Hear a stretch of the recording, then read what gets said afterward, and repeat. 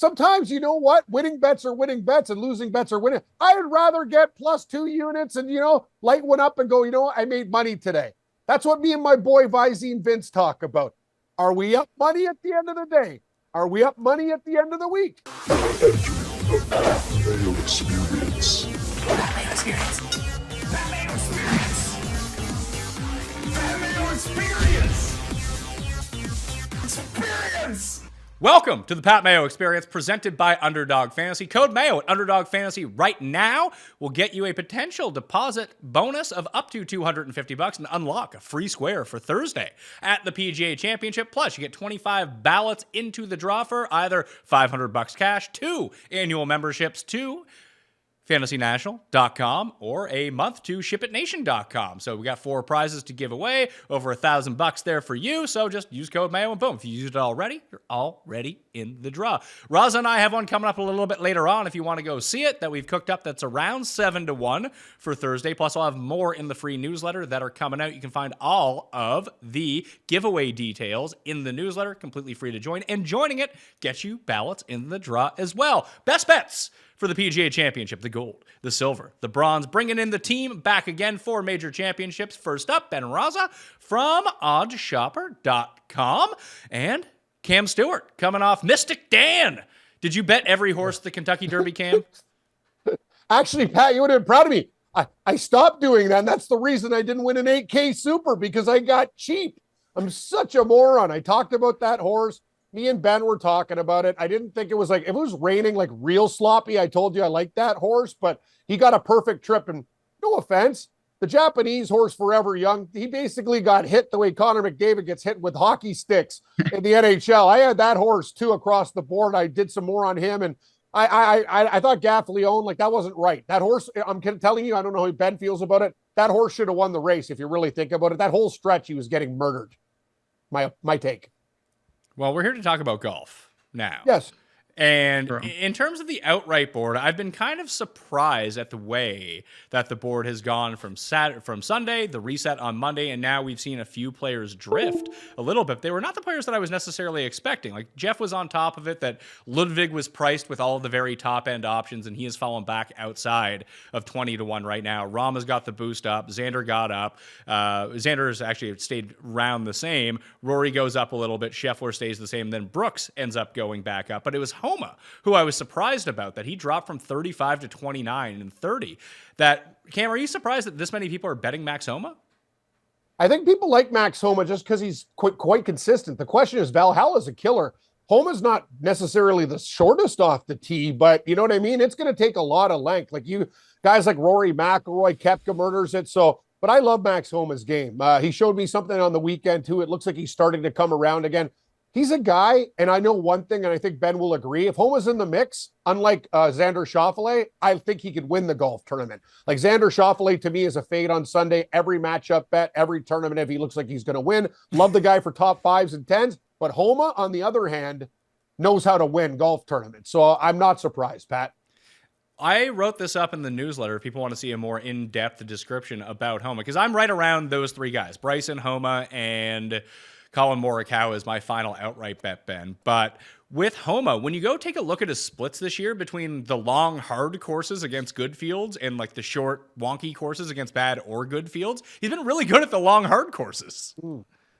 There is something, I don't want to say it's like a Brooks light situation, but he seems to be okay, when the lights are the brightest, I'm ready to go. I mean, we've seen him talk when he's been in the mix, the late group on Sunday, about, not just, but embracing that, thriving in it, and he's backed it up with his play. So I totally agree with that mentality. I don't know exactly how Valhalla is going to hit him in terms of his off the tee numbers. He's got to survive there, but at the same time, he's got to win at Wells Fargo. He's done things, Quail, I think, is a decent comp. So Homa's a very interesting name this week. And in my mind, Cam, when I think there are certain players that, if you said that they were ever going to win a major, what major would they win? Doesn't Max Homa just seem like a PGA champion?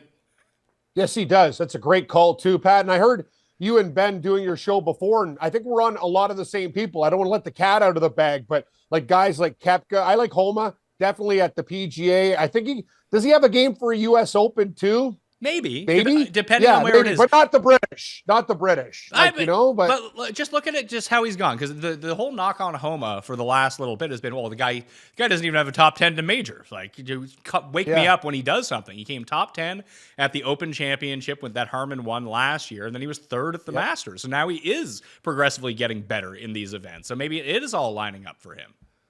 Excellent call. All I know is this: like when Max Homa plays bad, like. It's amazing. There's certain guys that people get on and the media get on. Max Homa is a wicked golfer. I love his caddy. I love him. I love everything about the guy. His California cool. He just goes out there kind of like stoned. It doesn't flip out when he makes a mistake. And that's the type of guy you want to have in the bag. So excellent point by you, Pat. He is getting closer, and he's one of my favorite golfers anyway. So yes, he's going to break through very, very soon. And I think that narrative's a little bit false. Okay. Anyone else that you see falling down the board, Ben? Because I'm not made of stone, and Hideki is now dropped to 80 to 1. I'm going to wait for it to keep dropping, but I'm going to bet Hideki. I'm going to have to now, just because if I let that slip through my fingers, the therapy bill will be so much higher than the loss of donating on Hideki. So I can't believe it's gotten that far. I'm not surprised stupid. It dropped, but that's extreme. It is extreme. Come on, 80 to 1. He's priced the same as like Sungjae now, Cam. Yeah, what? Sungjae's played a little bit better, but I'm not going to bet him. That guy, like if there's certain guys on the old dartboard that you just want to throw dart. Like Sungjae Im, to me, when I need him, he never shows up. Like he's a guy that I bet, and I reached a point where there's certain guys I just go, just take them off, and they're not coming back on my team for a very long time. They got to show me, and Sungjae's the guy. He'll screw you. And then this week he played pretty well. Yeah, Hideki will screw you. Everyone is very familiar with how much Hideki can bend you over, and you're not going to have a very good time with Hideki. But at the same time, you're getting a guy that if he doesn't WD last week, Ben, and he plays, let's say he comes ninth or something like that, what do you think his odds are for this week? 40 to 1? Yeah. Yeah, I would say he's around the Cantlay, Neiman, Cam Smith range.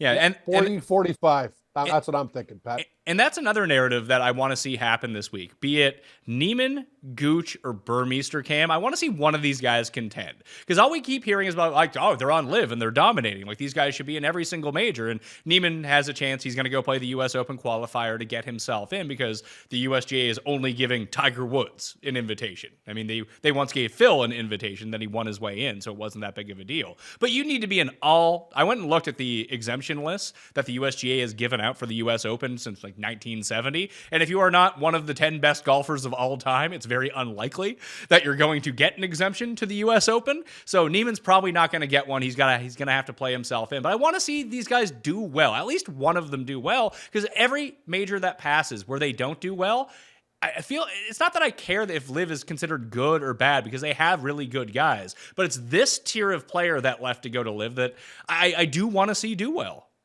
I'm with you, Pat. And the thing is, Gooch, you think I'm a talk box, squawk box? That guy, he talks and talks and talks, and usually out of his ass. So if he's in like contention here, it'll be interesting because he said a lot of crazy things over the years, and I think it'd be very, very interesting. I'm a Neiman guy because I like the fact that he's won all over the world, and I think he's a good kid. He's also not bent me over like Sungjae and Hideki have, so he's a friend.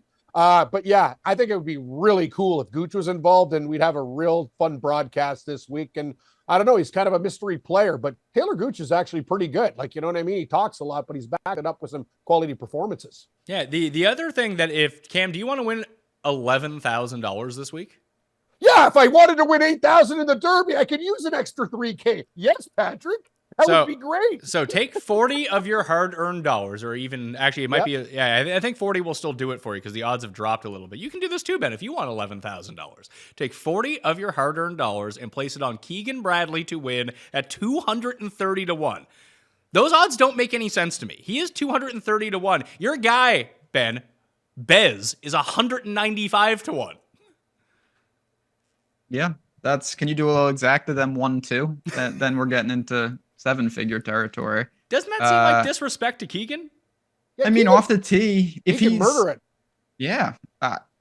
It's Keegan. Talk about bad experiences in the past, but I mean, he's done it. It was a long time ago, but Keegan's got some hardware in the trophy case. It's not like he can't do it against the best in the world. No, like Pat's point, guys, that's a horrible price. Keegan Bradley's won big tournaments before. He hits it pretty good off the tee.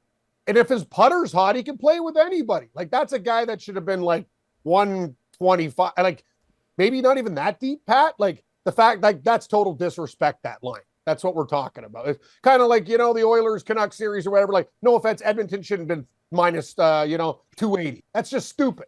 But I'm saying Keegan Bradley does not deserve to be at that number. That's a bad number that they posted, Pat. And you like to jump because your name's basically Vinny Value, and you'll jump on stuff like that. I don't know if Keegan Bradley's going to win the damn tournament, but stranger things have happened. And well, we've seen when he goes kind of crazy, he goes crazy. We saw him win the PGA Championship, and obviously this is the tournament that has the most repeat champions of anything. If you won a Wanamaker, you're very likely to win another one, as it turns out, over the course of the past 30 years.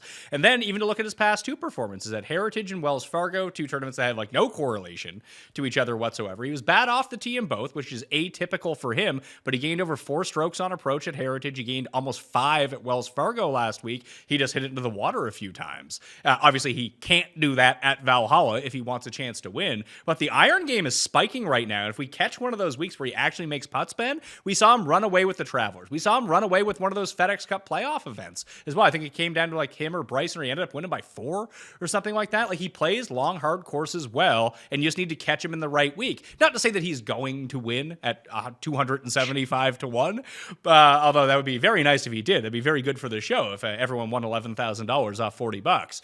But he's the type of player that can win, where I just look at the bottom here, like, none of these other guys I think are going to win. The good thing about situations like this with Keegan is that he, at so many points, puts himself out of tournaments that it's almost baked in. And when he doesn't, his number is so undervalued because it's like, oh, not only did he not lose 5 strokes putting, he gained 6 strokes putting. Whereas there are other guys down there where their baseline is more steady, but that doesn't help you for an outright because we need a true ceiling performance. And if you look at the real, bottom range, there's not that many guys that if they had a miracle run of 72 holes, I think they could win it. Keegan's one of the few guys in that range, like Lucas Glover for May, that I think could do that. Both guys can't putt, so that is baked into their price at the moment. Correct. All right, let's get to the gold picks. Best bets for the PGA Championship. I will lead you off with a parlay as the best bet. Scotty Scheffler, you've heard of him. He had a baby. He is not going to WD from this tournament. And his price for a top 20 is minus 375. So that's not going to make the cut for the best bet show. However, if you parlay him with another top 20, that guy's name being Xander Schauffele, you get it to plus 117, Cam. Top 20 for both of them. Brilliant. And you know what I like too? I always hear you guys, and I'm part of the Gary Greig Club too. I heard what you were doing with Ben earlier, Pat, when I was in the green room. Is like, we could add enough. We could make it 7. Sometimes, you know what? Winning bets are winning bets and losing bets are winning. I'd rather get plus 2 units and, light one up and go, I made money today. That's what me and my boy Visine Vince talk about. Are we up money at the end of the day? Are we up money at the end of the week? That's the thing. I try to hit home runs too, which you should do in this game. But you know what? Steady bets like that. Literally, Scotty Scheffler's baby would have to have colic and him not hire a nanny and basically not get any sleep for 4 days. And then how does this guy not finish in the top 12? So anyway, I shouldn't say things like this on the show. Scheffler first. No, but anyway, I love your bet. I think both guys, I think Xander will contend, but not get there. And I think Scheffler could probably win the tournament and finish top 5. Great bet. It's a low bar for both these guys to clear, Ben. Yep. Oh, no doubt about it. And again, everyone's mentality in betting, I think the philosophy that most people agree on is you want to take home runs and you know that you're going to swing and miss most of the time. How do you get more at bats? And it's by taking bets that fuel that bankroll, that allow you to take the home run shots on the Keegans of the world. These are the type of bets that can do it. It's not glamorous when you're laying minus 130 or getting plus 120, but those are the bets when you're talking about break-even points that are much higher than, I'm taking a 200 to 1 shot, a 30 to 1 shot, where you're not going to cash those often. That's just the reality of the situation. Ben, let's go to you for your gold pick for the PGA Championship. So speaking of not glamorous, I'm going to the top 40 market with Benny on. Yeah. Minus 130. I like that. I'm just sticking with this formula. I was on the show last week and I had him in a matchup over Spieth, and he played good once again. Third at Wells Fargo, fourth at Byron Nelson. Off the tee has been strong a lot this year. His putting is a little erratic, but it's certainly spiked in recent weeks. I just think Benny is churning out quality results, and at minus 130 for a top 40, you make the cut, you move up the board, and we call it a day. It's not going to make you rich, but it could sustain the bankroll a little, and I think it's a really, really solid play. Over the past 24 rounds, Cam, Ben An, number 1 in driving distance. Ben An murders the ball. He's a great iron player. If he ever learns to putt, you know what I mean? This guy's going to be scary as hell. I think he's a wicked golfer. Like, if he could just figure it out. Like, that's one of those things, like, dude, just hit some putts. Because the rest of his game, to me, is just, it's world class. Great call, Ben. I like Ben on too. This guy's just been making people money every week, crushing people in matchup bets. I love the guy. But here's the deal, Ben. You got to hit some putts to win tournaments. And that's the key. That's what separates the best from guys who collect decent paychecks. That's the best. If Ben On walked into like a Walmart in Arkansas, how many out of the people would know? Like, literally, I'm thinking 98 to 99 people wouldn't know who the hell he was. I mean, if he walked anywhere, I don't think that 98 to 99% of people would know I'm who the hell just he saying, was. he's one of those guys who's incognito and still makes money. And that's what I love about the PGA Tour. You know, you're one of those guys like, wow, I'm a great player. Nobody knows who the hell I am. Perfect. Just keep the paychecks coming. So, Cam, let's go to you. You're in a bit of a different state of mind from when we did the Masters show, which people have said, people have mentioned that was a Hall of Fame performance from you. Hold on, Pat. Just let me I'll just down a bottle of vodka and I'll get back to my New York ways. No, honestly, you called me. You're like, oh, Cam, I gave you the wrong time. Like, I literally like just jumped in the shower, hit the Irish Spring, bang, bang, bang, bang, bang, bang. Like, you know what I mean? So you're right. Certain shows, Pat, if you really want me to bring my A game, I'll fuel myself with alcohol and whatever you want me to do if it helps the ratings. Because that's the type of guy I am. Gold. Brooks Koepka, split bet.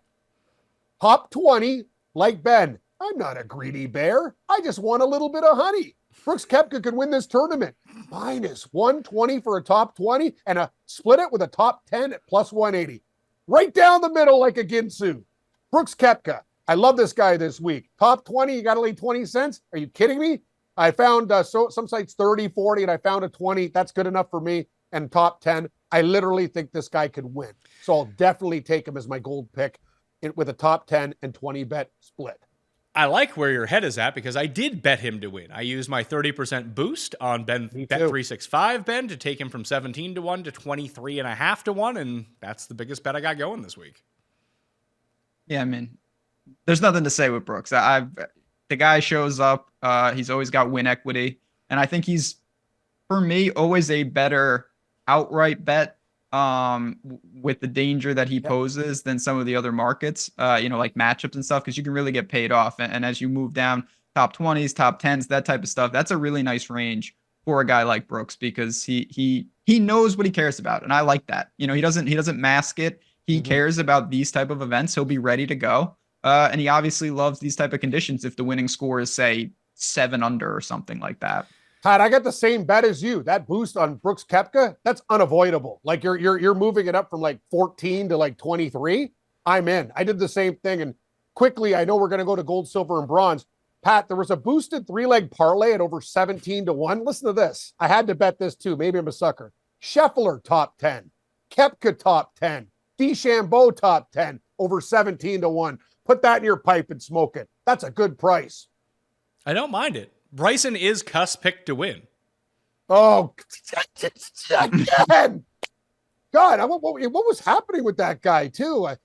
You said something I was looking at. It's like, you are my father. I don't have children. No. Like what the hell was that? I always get these tweets and I don't understand. It's like always inside jokes with this guy, but how's Cuss doing? Lately, he seems a little bit, I'm concerned about his health mentally, actually, recently. He's been all over the place. Yeah, well, but then I have my own problems. We got him drinking 4 liters of water a day now is step 1. So we're going to see if we can hammer down on that for a month, and we're going to go from there.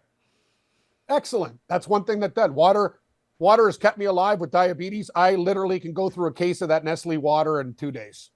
Like I drink so much.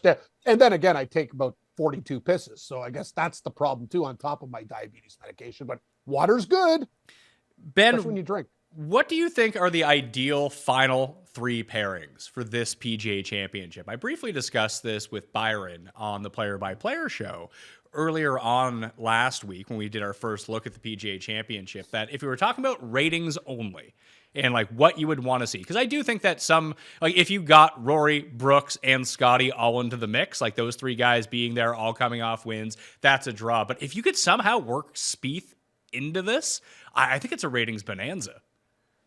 Yeah, I mean, got those 3 obviously of like realistic guys being in battling would be awesome. And then the other bucket for me would be Spieth, Tiger, obviously. And maybe like someone from like maybe Dustin Johnson, another live guy, something like that. Ricky. Yeah, Ricky. Ricky would be a good one for Ricky! this. Yeah, or Phil. Like I think you had like the Phil or Tiger category. If you can get one of those guys, or hell, or even Spieth, because I think Spieth is more of a needle mover, not on the same tier. No one's on the same tier of Tiger, but it would be then like Phil, then Spieth, as like people would be tuning in like, oh shit, Spieth has a chance. Wait, could you imagine Brooks and Rory and Rahm and Bryson? I mean, Bryson's probably one of these guys that needs to be there too, Cam, that if they're going out and hitting it 340 and Scheffler and they're sticking it to 10 feet and they're making birdies, and then you also have Spieth who's just chipping in from bunkers from everywhere, hitting it into the woods off people, but somehow he remains in contention, people would love that. Spieth's good for business. He talks to himself out there. People like that stuff sometimes. Oh, Jordan, like a little bit, whatever. Hey, I don't know if he's going to be there, but you're right. Phil might do magical things because he's Phil. Tiger, I worry about who doesn't move the needle. Like, who's the guy that actually puts the needle the other way? Brendan Todd? If the Todd father ended up there, that wouldn't be good. I think you can almost directly look at the ratings and say Scotty Scheffler does not move ratings needles. He moves them down. That's the thing.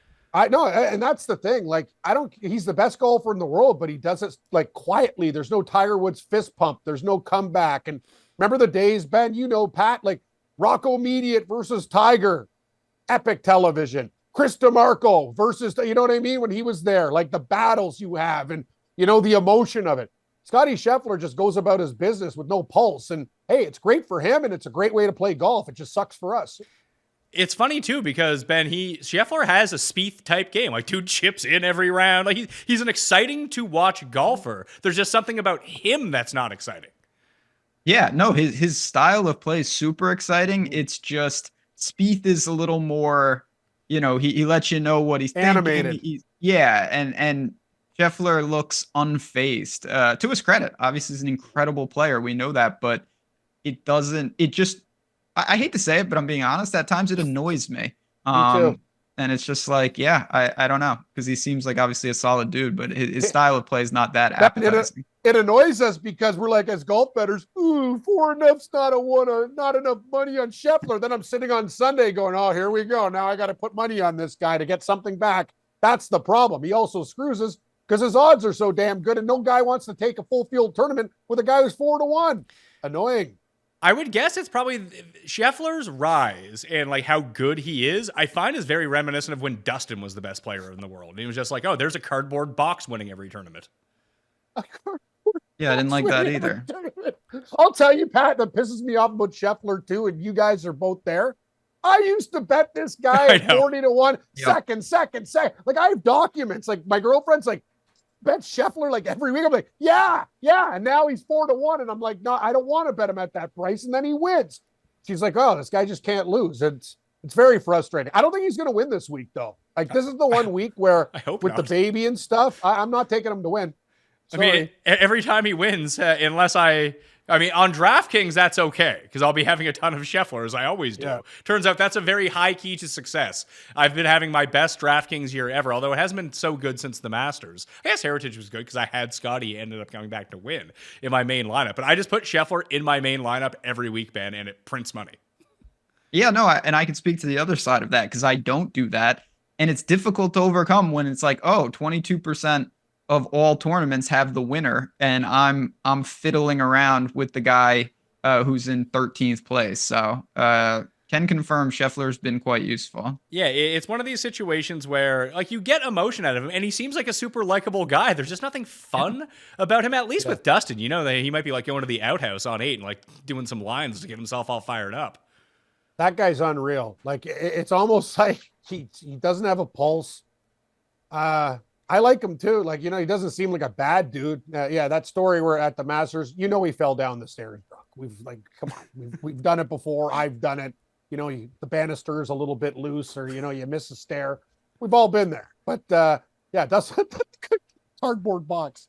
Sorry, this guy's gonna see the show one day, and I'm gonna get my ass kicked. I've already been beat up by enough people and had my brain scrambled. But anyway, Dustin Johnson, Pat, I agree. Like he is just. Anyway, can I tell? I'll tell you a story, but I got to think about it first because it's pretty crazy. But it involves Dustin Johnson in a commercial and him not even being able to read auto cue, and they literally couldn't do the commercial because he couldn't get through it. Take 112. What's the story? Okay, well, we're at the RBC. My girlfriend knows a chick who was like the media person. They wanted Dustin Johnson to do a commercial. He couldn't read. He's like, "Hi, everybody. When you're banking at RBC," like they're like, "Hey, can you could we do the commercial here?" "Hi, I'm Dustin Johnson for RBC. You know, do you like good rates?" Like it was like honestly, and they're like, "Please, sir, like, can you do the commercial again?"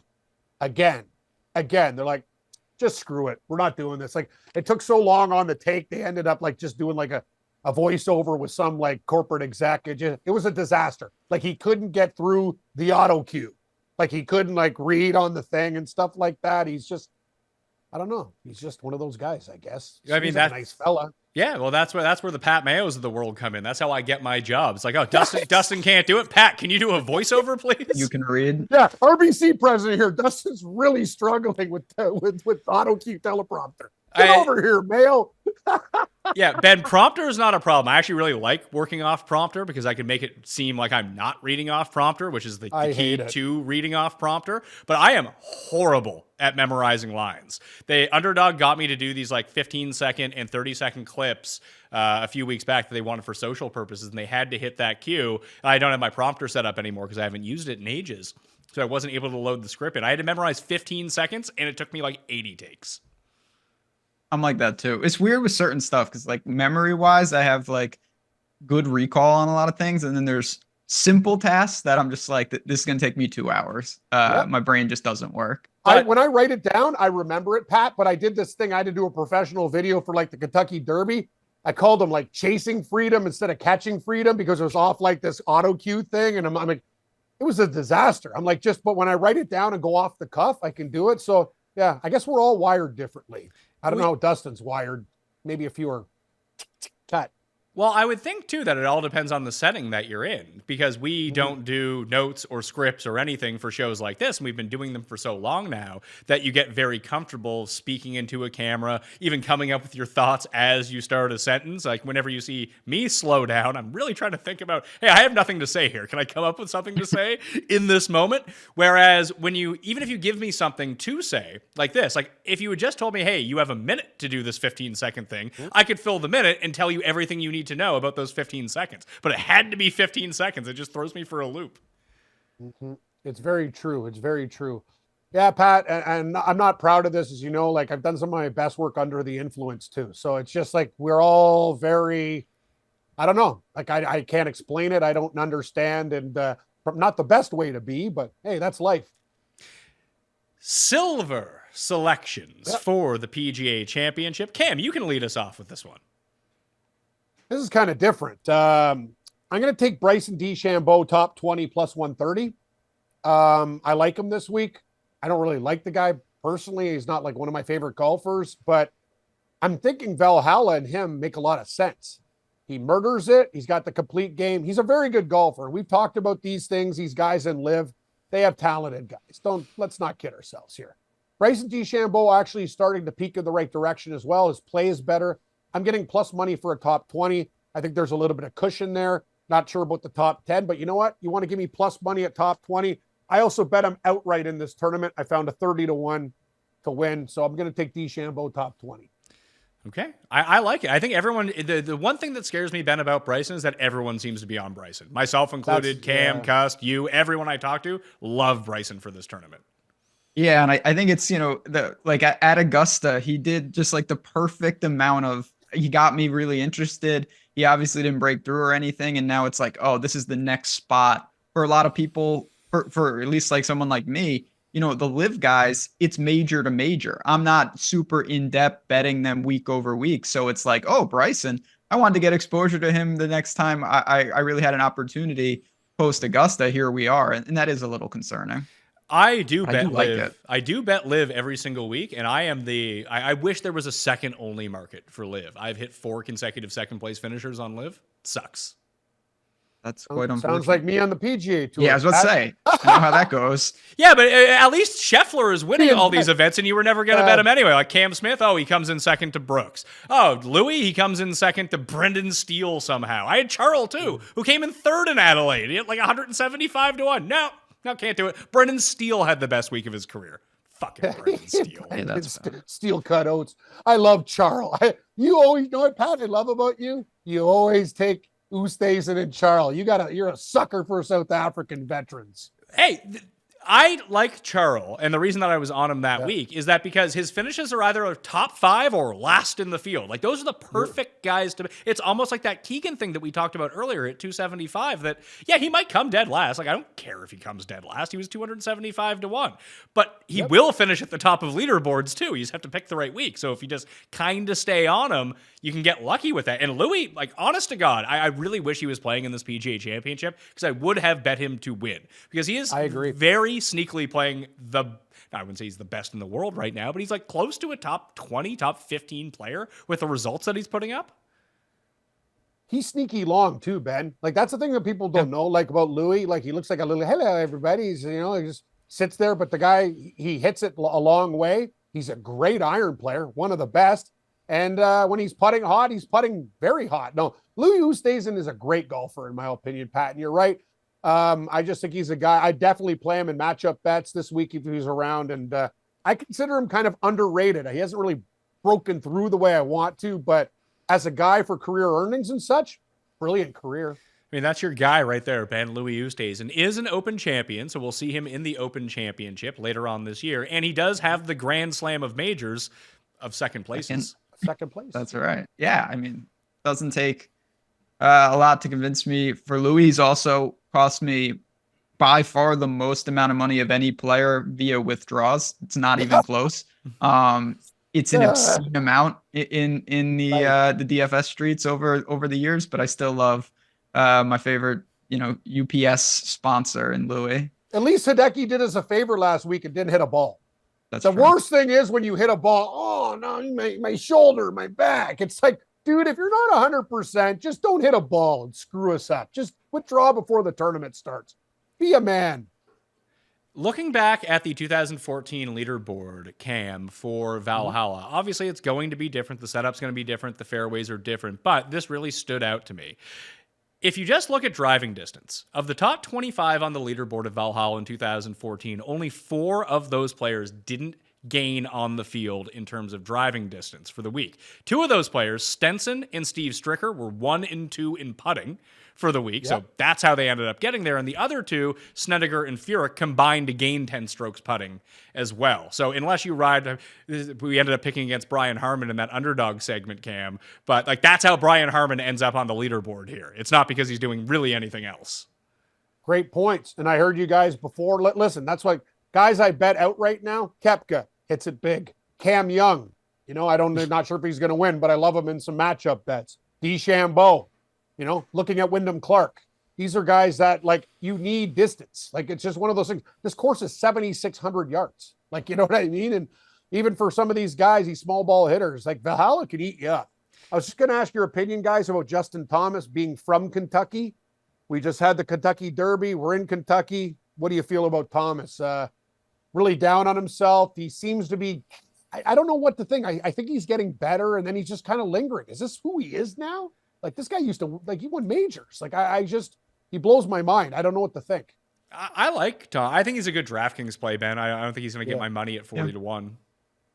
Yeah, I mean, he's got a PGA and Two. but he has flat too. There you go. He's got flashes of it. Like even when I watched last week, I was like, man, JT like and then he misses the 7-footer I or know. he drives it off. It's just it's not right there. But I also don't think it's that far off to speak to both sides of it. He does have 4 top 10 finishes this year. Like, it's not like he's horrible. It's just you Putting has expect been him to brutal, be better. Pat. Yeah, the putting Like, has been really he used to bad. nail everything. Like that's the whole thing about Justin Thomas. I know he's spraying it a little bit, but he wasn't perfect. Played well on tough courses. That was his MO. He just can't putt. And I used to watch this guy hit 30-foot triple breaking snakes, and he can't hit, as Ben said, 6-7 footers, blowing it past the hole. He's got to figure something out. Like, I don't know. Putting's in your head. That's one of these things, man. It's tough. My silver pick for the PGA Championship, and I bet this guy outright at 85 to 1, which his number has dropped to right now. I don't know what's going on. Maybe I'm the one who's missing something, Ben, but I got Will Zalatoris plus 260 top 20. Like, this guy is the best guy in majors who's not like a guy who's won one. Yeah, I mean, I think it's just like the world we live in now. It's beyond what have you done for me lately. Like if this was played right after, like Genesis and API, Will Z would be the talk of everything. But it's like, there's just 5 other guys that, the A-Bear and Cam Young, who I do really like. Some of those guys have jumped the list. And if Will Z is healthy and ready to go, I mean, he's another big game guy, shows up in the biggest events. He's already done that quite a bit. And yeah, he's going to it feels like he's on the list with many guys that are obviously going to have some majors when it's all said and done. 3rd overall in this field, Cam, in strokes gained per round in major championships over the past 3 years, only behind Rory and Scheffler. Scheffler being number 1, Rory being number 2 somehow, and then it's Zalatoris. And the putter was bad at Quail Hollow, and he had a bad week at Quail Hollow. He came 60th. It was not good. But when you take a look at his top 20 finishes so far this year, where are they at? Oh, 9th at the Masters, 4th at API, 2nd at Genesis, and 13th at Torrey Pines. Those courses resemble a whole lot more of this week than the Players or the Heritage do, where he did not play well. Yeah, you know what, Pat? It's one of those things, like, to me, he's a top 20 guy. He screwed me so many times, like, of winning a tournament or losing to Luke List in a playoff and all the other stuff that's gone on with Zalatoris. And I really like the kid. Like, I want him to do well. I think he seems like a good guy, and he's grinding out there. But more of a top 20 play, top 10 play for me with this. But his distance will do him a lot of favors this week. And you're right. It's about the putting. If his putting's average, he'll be in contention. Yeah, so top 20 plus 260 for Will Zalatoris is the silver pick from me. Ben, your silver pick. Yeah, a little dangerous. But, I got to pick one pick that's a borderline donation, and this is definitely going to be it. I'm going to, I don't even know if I can do this. Apparently anything goes, though, on this. Nationality prop, top Canadian. Mac Hughes. Taylor Hendrith. Yes! Plus yes! 360. I already bet it. Come on now. Playing great now. Come on, Pat. That's what I'm talking about. Hendrick, baby. I like Mac Hughes as top Canadian. You know what? He would be my second choice. Corey Connors is a favorite on the board, but to Ben's point, Pat, Hendrith win another great performance on a tough course last week. He's just in really good form. And this course, you need to hit it. Hendrith, he's a strong lad. He could have played hot. Like, this guy's a very good athlete, man. He's a big dude. He murders it. I love that pick, Ben. I hope you win because I did the exact same pick. Pendrith I love it. has gained strokes putting in every event this year. Ding dong. Good. And that's his weakness. No, that's his strength. He's basically... I don't know. Now. What about hitting the ball off the tee, Pat? His driving is amazing. It is, but the thing that's really propped him up, which has made him different the past 2 weeks, like his approach play is god-awful. Like, it's objectively bad. Yeah, the chipping has been good the past 2 weeks, which it normally isn't. It's weird. The strategy that he used to win at the Bunny Ranch a few weeks ago, and even that he employed last week too, is very reminiscent to the weeks where Bryson would win, where he'd beat everyone off the tee and everyone putting, and then just whatever else he did in between didn't matter. You're right. I'm just telling you, I think Ben's onto something. Golf's one of those things. Don't get off guys that are hot. Mac Hughes has been great too. And Pat, I know, let's be, positive. I ripped Dustin Johnson for his inability to film a commercial, but Canadian golf right now is amazing. Like, it's absolutely insane. It's good. It's good. It's not amazing. No, that's the problem. We don't have a star. We don't have a star player. It used to be Fucking when I grew up, it was Dave Barr and Dan Holderson, like sitting there, hey man, you want a butt? Like there was no like, and then who? Mike Weir's great, and he played great on the senior tour. There's only a couple of guys. Now we have Pendrith, Hughes, Connor still makes paychecks, right? Svensson's not too bad.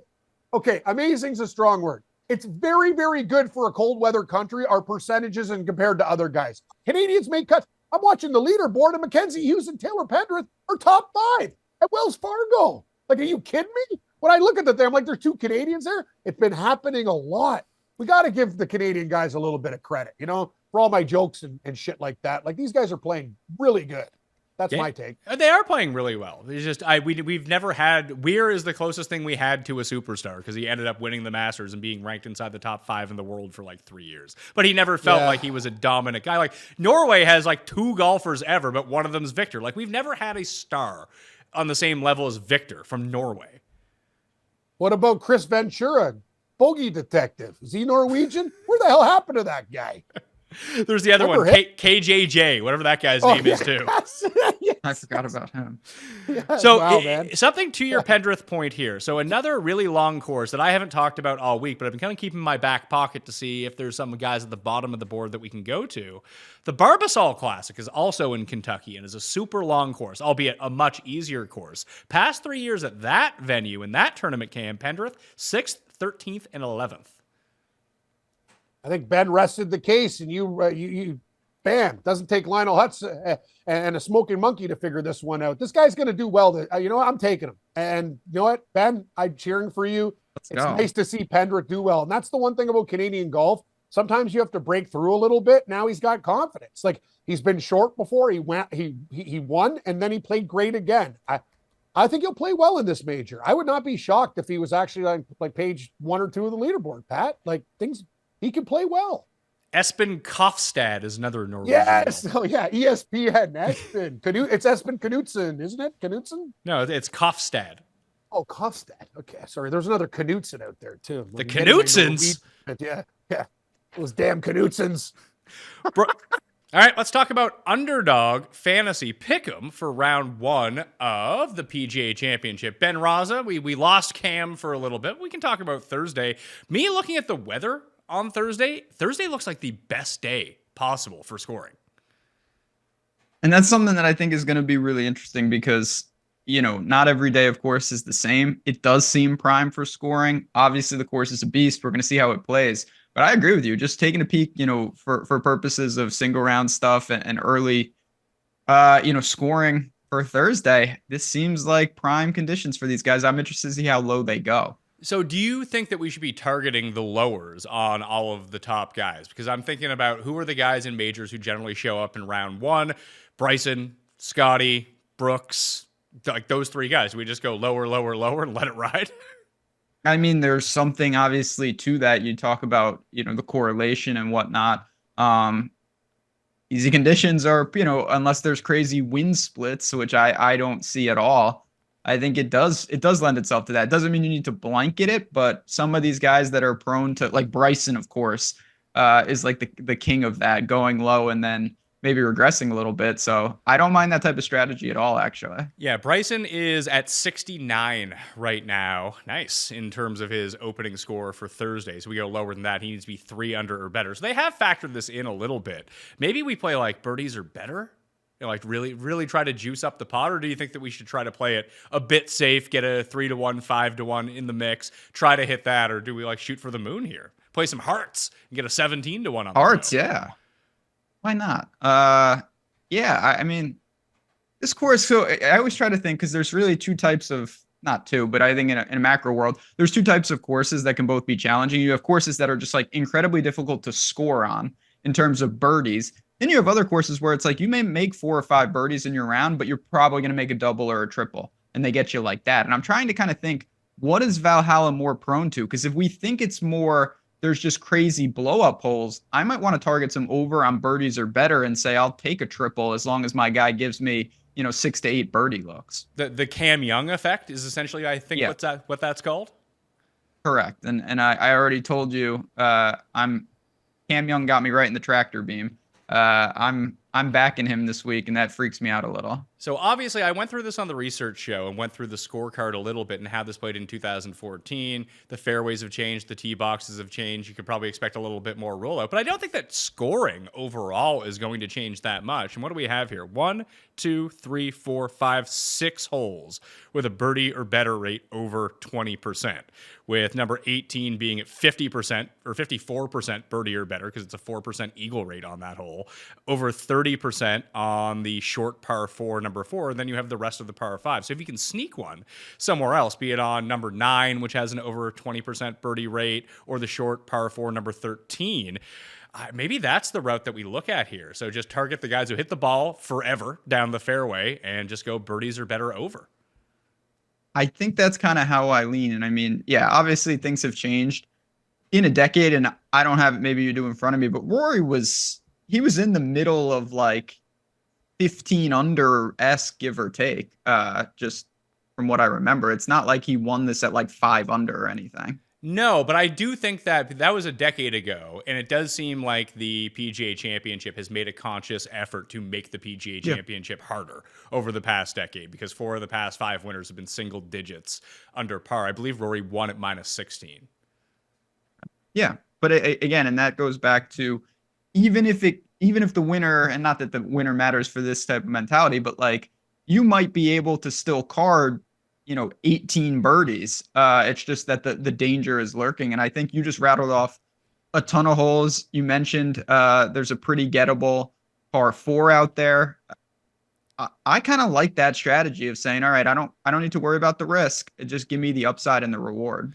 So Rory is at 4.5. All the elite players this week are at 4.5, at least for Thursday, for birdies or better. But you can get basically even odds or even juiced up a little bit on Underdog. Code Mayo at Underdog Fantasy, by the way, if you want to jump in on this. We're also going to have the PME Classic drafts for Thursday with $10K guaranteed rake free in the prize pool. You can find that under drafts and PGA. But I really do want to hit on the pick'em. We're going to be doing a ton of live pick'em during the Cut Sweat show on Friday, which is just going to be an absolute laugh. Either we're going to win a bunch of money or lose a bunch of money, but you can sweat it along with us.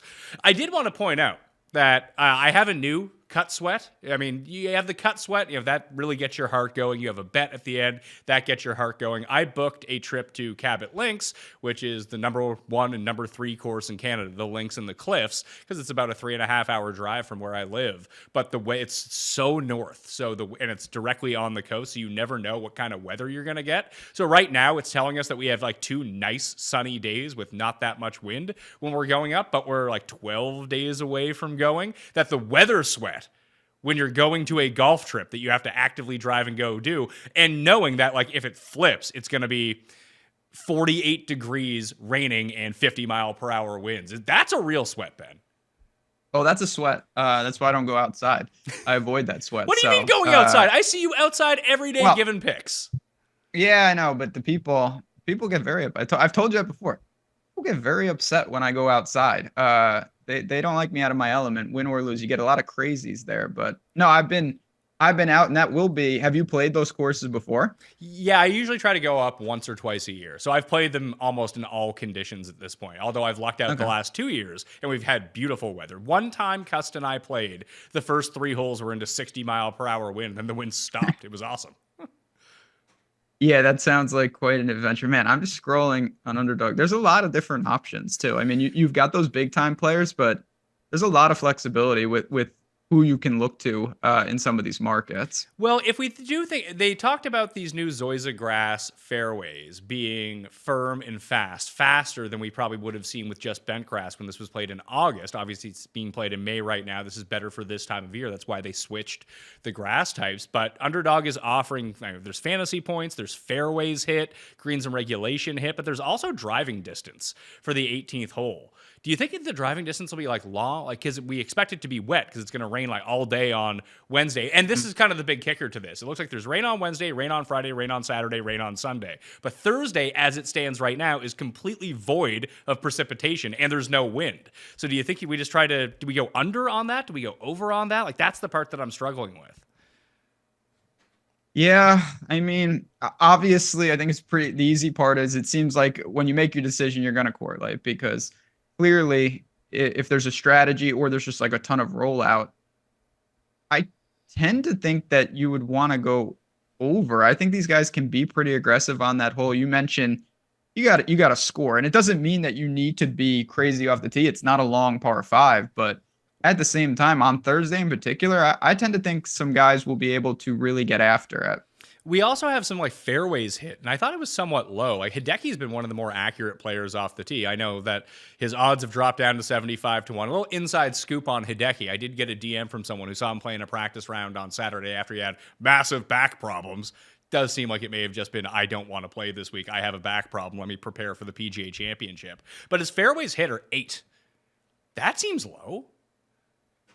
Yeah, that's another one where it's like part of that I do think correlates. I know you were talking about just driving distance on hole 18, but in general, like, will guys say, okay, even though it's a long course, no doubt about it, let me put a little emphasis on accuracy, hit some safer clubs off the tee, keep myself out of the thick stuff. I mean, 8 fairways hit, that's not a lot. And Decky's one of the better, total drivers out there. Yeah, whereas you have someone like Ludwig is at 8.5. I know Ludwig is also quite accurate off the tee, but Hideki just really stands out in my mind as kind of being that guy. Yeah, like Corey Connors comes to my mind. Yeah, 8.5 for Corey Connors. And there's 3 par 3s, there's 4 par 3s, so it's out of 14. Still, yeah, I mean, there's still a lot of opportunities. I kind of like that, actually. Fairways hit.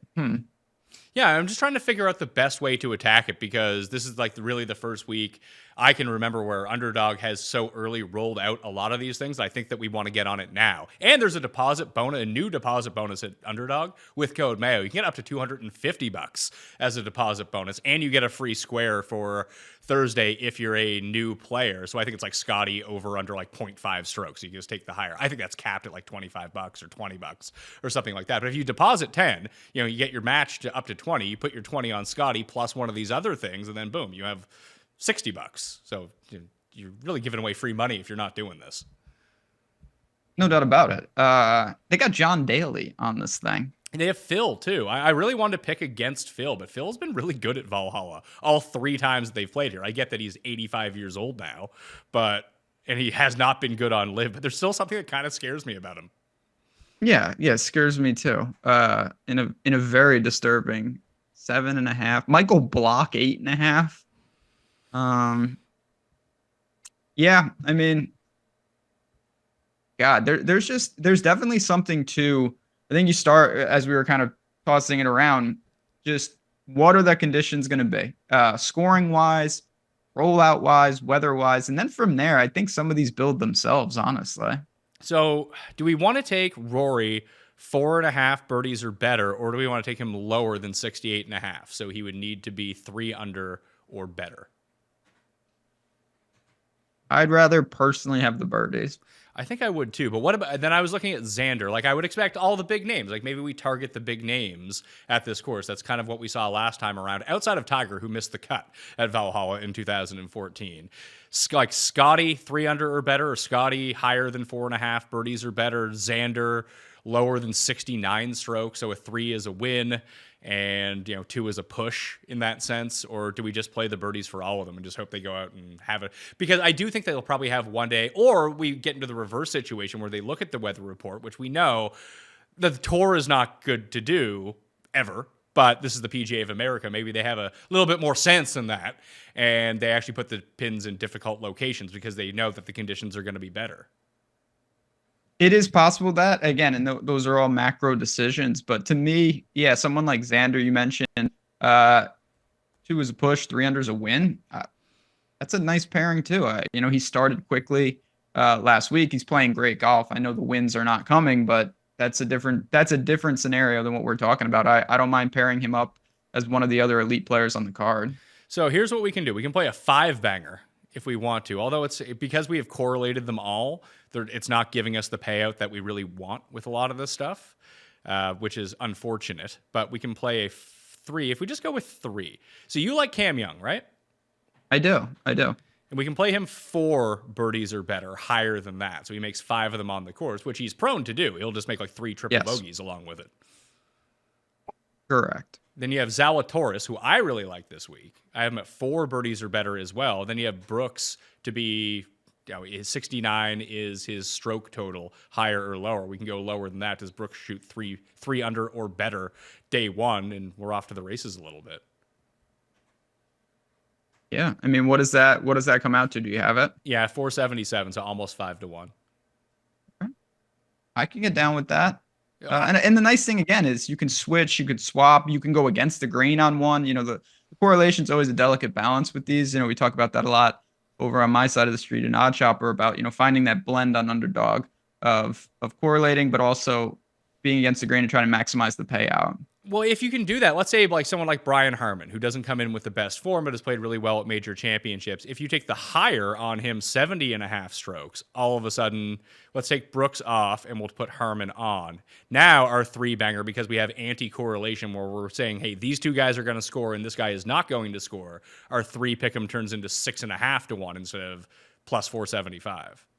And that's what you're weighing. It's like, yeah, is it correlated? No, not really. But if you can target one guy that maybe bucks the trend, look at the leverage you're getting in terms of that payout for the same number of legs. I mean, it worries me. Maybe Harman is too good of a player to do this against, but if you can find someone that you don't like in round 1, where's JT Poston? I always like to pick against him. Of course, they're not offering JT Poston because everyone would pick on JT Poston in difficult field courses at super long courses. But I do think that there is correlation to this. You just have to hope that Brian Harman doesn't gain 8 strokes putting in the first day, because you have 2 bombers, and we could even change Zalatoris to Xander or someone that you feel more comfortable with if Zalatoris isn't the answer on this. But you have your 2 bombers. We've identified this is a bomber's track. We're going to say that they are going to go out and score, whereas the guys with lesser driving distance towards the back half, that unless they run the hot putter or get so aggressive with their irons, and Harman's irons have not been good at any point over the past, basically since the Players' Championship, they've been really bad, that, hey, maybe he shoots even par. If he shoots even par, we're a winner here. So it's not like he needs to shoot +5. It's 70.5 strokes. Just even par will be good enough for us, that maybe some of these holes are just a bit too daunting in wetter conditions where you're not going to get as much rollout for him this week. So I think I like that one. I'm down with it. Like I said, I'm going to be building out a lot of these as well, because I think there's an edge to be had, and it's not just about that correlation. Like you mentioned, we don't need the guy to finish dead for last. Just a couple of errant holes. If you think he's got some blow up equity, I should say, you can really look to dig. Like Hovland's a mystery man for me that I might look to buck the trends with. Would you want to go higher or lower? Because he comes in with a very nice ball striking performance at Quail Hollow, but couldn't chip. I mean, obviously he couldn't chip, but he also couldn't putt, which is something that he normally does do. And that's someone where it's like, of course, I know how good Hovland is, but I think there is a chance. Again, when you're talking only about 18 holes, a couple bad chips, a couple bad putts, and all of a sudden, over 69.5 strokes is very attainable. And if you put that with a couple of guys to do well, you're over 6-1 on those payouts. The other one I would look at, too, would be Ludwig. Ludwig coming in with this knee injury. Maybe it was just a rest week for him to get himself prepared for the second major. But another inside source that I have that say that he was like holding his back and his leg on the range on Monday. I don't know what to do with that information, but I do find it curious. And maybe it's because Hideki has burned so many people so often throughout the course of the years. They're like, oh, yeah, I can't play Hideki. But no one is lining up to say, hey, don't play Aubert because he's injured. But maybe he is. Maybe we just go, and he's at 69. Like, in order for him to beat the 69 higher or lower, he needs to be 3 under or better in the first round. 2 would be a push, and 1 under is a winner for us. Yeah, that could be a tall task with this layout. Again, it's round 1. We're not going to see the course and be able to react to it. So, it's going to be fascinating. I cannot wait to see this course. I'm very, very excited. So do you think that, so we have Young, Zalatoris, and Harman on the card. So we did an ante to boost up the odds a little bit. Do you feel comfortable with Zalatoris, or do you want to replace him with someone else? I mean, I'm fine with Willsey. I don't have as strong a take with him as you do. Okay, we can replace him. We're going to collaborate on this. Cam Young we like, okay. And the Harman one you seem to like? Yeah, definitely. So we need to find one more to go ahead with this. Or we can play just these 2, and that pays plus 320. I mean, that isn't bad, honestly, but we could find one more. Yeah, the key to Underdog, as I have found out, that if you really do want to maximize your odds and payments, it's either 3 legs or 5 legs. Have the best payouts on Underdog. Yeah, yeah, you want to fully leverage, even though your chance of success is lower in the long term. Those payouts, they cover it with interest if you know what you're doing. So let's find one more person to go along with this. Neiman, Hatton, Adam Scott. Adam Scott. I was looking at that. Looking at Adam Scott. Adam Scott, if he shoots 1 under, we're a winner. 70.5. Yeah, 70.5 is his strokes. I could get down with that. I mean, every time that I do anything positive towards Adam Scott, he can't make a putt and shoots 3 over. Every time that I actively fade him, he hits approach shots on par 5s to 3 feet. Yeah. Yeah, that sounds about the same as my experience. So why not? But we could we could donate with him, or we could just go back to what we were originally planning on doing, playing one of these birdies or better with one of the big names. Like, if we do put Bryson in, he's getting the spicy pepper. He's 1.1 for higher than 4.5 birdies. I kind of like that. And now we're up to 7-1 on our payout. Yeah, he's got the. Or do you feel more comfortable with Xander or Brooks or Scotty or one of those guys doing it? Although the odds won't be as good, do you just feel more comfortable with that? I'd rather go with Bryson and go for it. That's a big time payout. Yeah, 7-1 or 6.95x would be the payout. Let's do it. Okay, so this is what we're going to do for Underdog Fantasy right now for round 1 of the PGA Championship.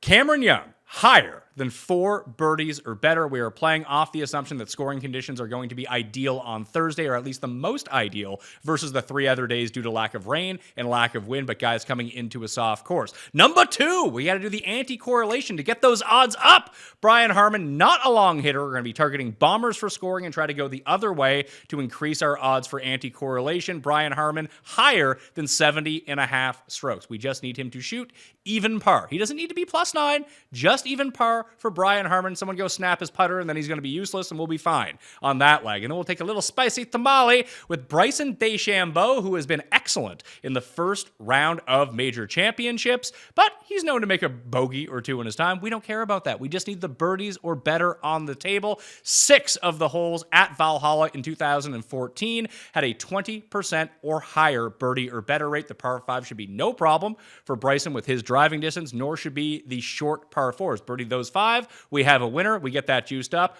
higher than 4.5 birdies or better. The payout on that 3-banger for Thursday on Underdog Fantasy. Use code Mayo to get yourself a deposit of up to $250 as well is going to be almost 7-1, 6.95x on a 3-play entry this week. Let's cash some tickets round 1 at the PGA Championship. Bronze picks for the PGA. I will lead us off. I was thinking about going nationality prop as well, and I will, and I'll throw out a 6-1 for this, because the more I thought about it, because I like Min Woo, but he has just been off this year. Don't really know how I feel about Cam Smith at this course. I feel like he's good for maybe a 20th. Maybe if he puts the lights out, he can get to top 5. But Adam Scott, 6-1, Ben, top Aussie.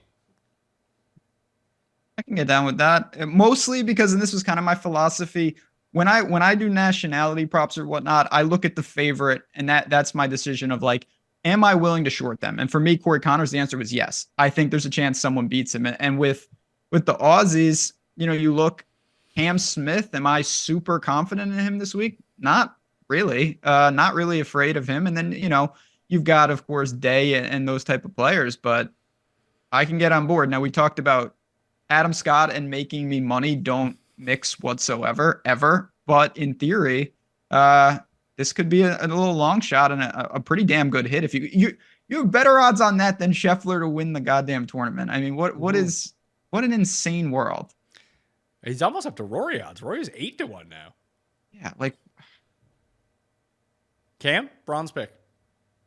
Sure, I was looking for some more nationality bets.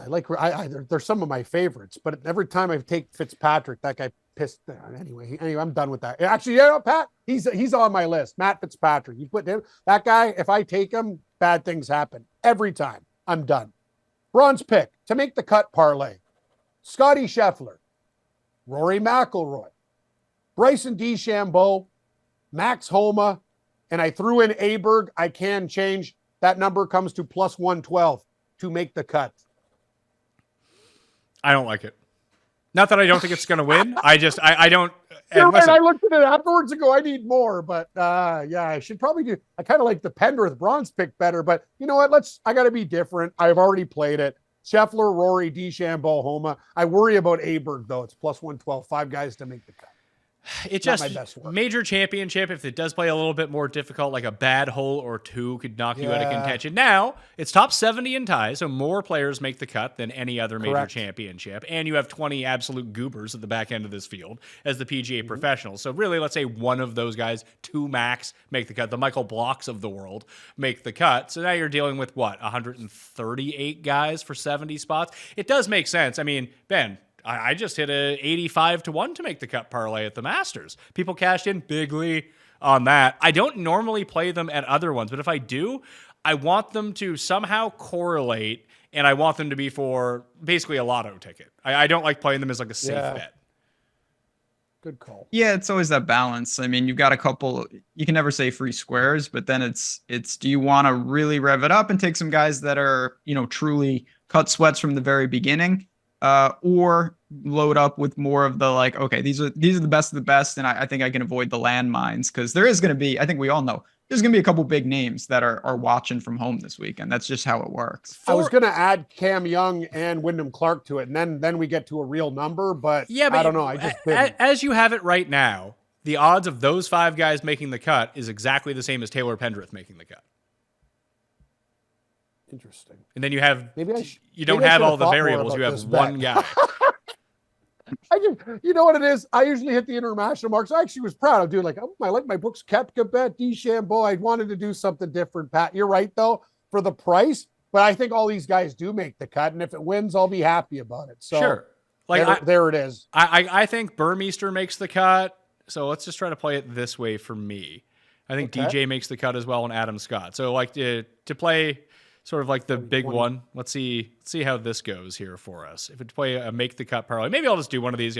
I can't be down money betting on golf this year after the Masters and hitting one of these, so I should probably throw one in the newsletter on Wednesday to see if this works. This is 1, 2, 3, 4, 5, 6, 7 guys, and it pays 32-1. Pendrith, English, Nice. Bradley, Knapp, Burmeister, DJ, and Adam Scott, all to make the cut, 32-1.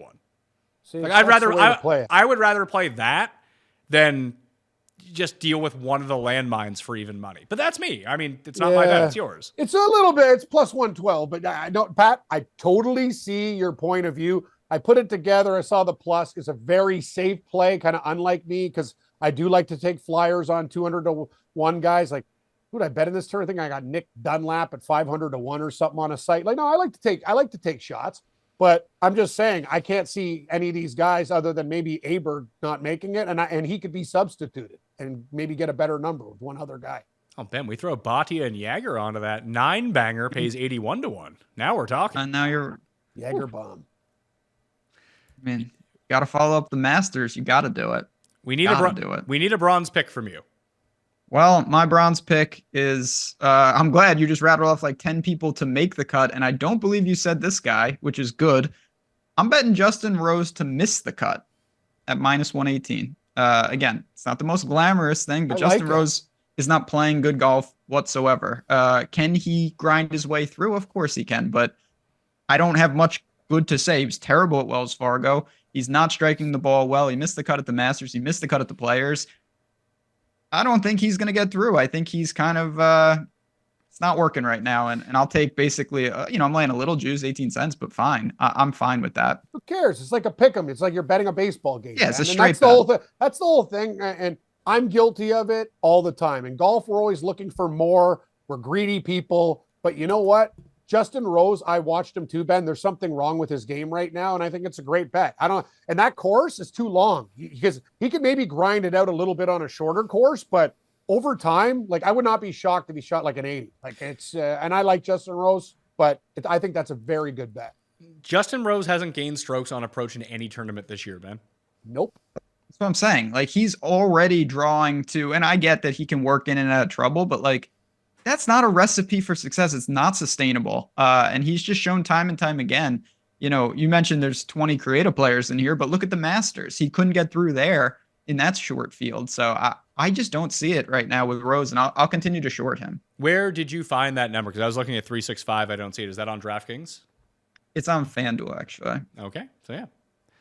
I'll try to cook one up then. Cam, you've inspired me to cook up a parlay. Pat, can I, since you guys are disappointed in my bronze to make the cut parlay, what about the boosted 3-leg parlay at over 17-1 with Scheffler top 10, Koepka top 10, DeChambeau top 10? Those just aren't. I mean, I know that I gave out a Xander Scheffler top 20 at just plus 117 to kick this off, but those aren't necessarily my. I don't like throwing in that many variables. Like, is Xander going to be the one that screws me on this? Probably on that 2-legger. Like, I get uncomfortable with like straight up parlays to begin with for placement points. Like, to make the cut, I think is a little bit different when you're betting props like you do on Underdog. I think that's a little bit different. Just once you start adding a third placement into it, like so much can go wrong. Like one miscut or what happens. I mean, I guarantee you those are without ties. So let's say Bryson misses a putt to come T9 and then you're chopping it 5 ways for a top 10 and you don't even get like return on it. It's 17-1 with ties. So I don't think it's that bad. And I know those 3-legged parlays are usually sucker plays, but I like that one. But okay, I'll stick with my bronze pick, even though it's the opposite of sexy. All right. To recap the best bets this week, we got Xander plus Scheffler, top 20 apiece, plus 117 is my gold pick. Zalatoris, top 20, plus 260. Top Aussie, Adam Scott, plus 600. That's more South African than anything, but I'm going with the Australians anyway. 6-1 for the top Aussie. For Ben, top 40 market, Ben Ann, minus 130. Top Canadian, Taylor Pendrith, plus 360 for Ben and silver. And then Justin Rose to miss the cut, minus 110. That's over on FanDuel if you want to play it as Ben's bronze pick. For Cam, Brooks, a split, top 20 and top 10. Bryson top 20 plus 130. And then Scotty, Rory, Bryson, Homa, and Ludwig Aubert to make the cut plus 112. Who are your outrights, Cam? Who have you bet to win this tournament? So far, Koepka at 22, 23 with the boost. DeChambeau at 30. Cam Young at 45. And I'm looking at Wyndham Clark, maybe Sepp Straka. Those are guys that I have on my list right now. But I bet Young, Koepka, and DeChambeau. Ben, who have you put on the outright card so far? Ugly. I bet Cam Young at 45. I'm with Cam right there. I like him. I bet Neiman at 40, which, it is what it is with him, but I do think it's in there for Neiman. And then I bet Rahm. I bet Rahm at 18-1. I think that quietly, this is a pretty good course for him. And if it's not one of the big names that we've been seeing, I think that Rahm could factor in, even though he's not playing the best I've ever seen.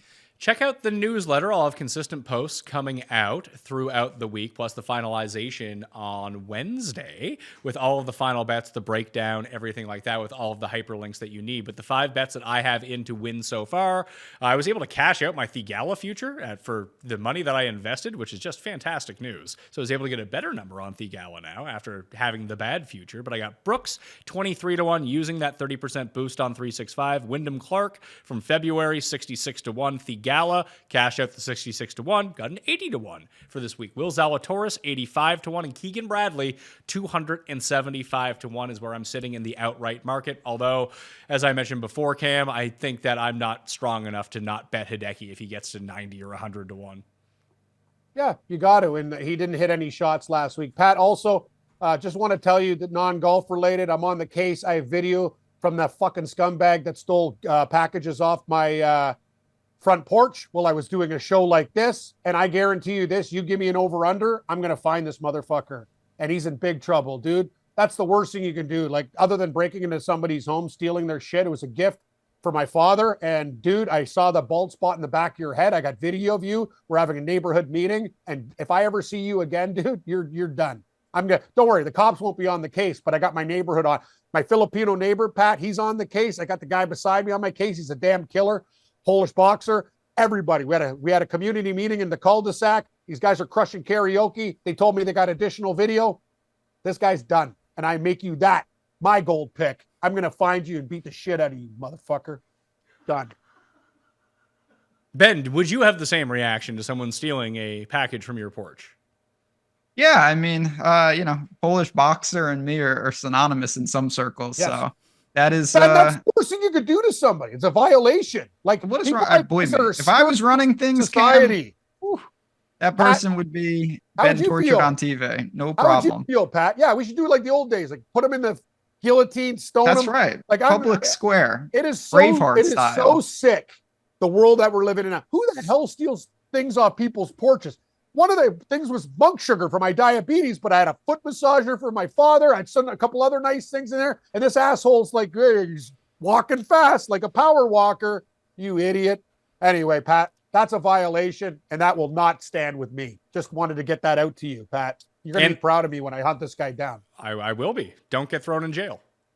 I won't. No, I'm not going to do anything too crazy, but there has to be repercussions for theft. That's all. That would be a show, though. Yeah, You it behind would be. bars doing the British Yeah, Open as long as for they us, give that would be as interesting. long as there, hey Ben, as long as there's Wi-Fi, we can do it from anywhere. That's right. That will do it on the Pat Mayo Experience Best Bet Show. There's already 3 PGA Championship shows out before this. Subscribe, rate, and review the audio podcast on Apple or Spotify. If you do that, you get 5 ballots apiece into that draw for the 2 Fantasy National annual memberships, the $500 cash in a month at shipnation.com as well. Still looking for other prizes to throw in, so maybe more are coming. I will be back on Wednesday with Tambo to finalize everything and go through the DraftKings picks. Additionally, I will be live with Jeff and Tim on Wednesday evening for the NFL schedule release show. Tim's already too fired up for the Jets having a Monday night game, the slot where Aaron Rodgers got hurt for the season last year. So leave me your prediction for a cusp pick of the Jets record this season. Is it 17-0? Is it 16-1? It has to be one of the two. So let's find out what that is. And then Cut Sweat live on Friday afternoon, probably around 4 p.m. Eastern time. We'll be playing some Underdog. So get in with code Mayo and get those ballots into the draw for the giveaways as well. Plus, you can get up to a $250 deposit bonus at Underdog Fantasy with code Mayo, plus a free square right now as well. Thank you all for watching. I'm Pat Mayo. I'll see you next time. Pat Mayo Experience! Experience!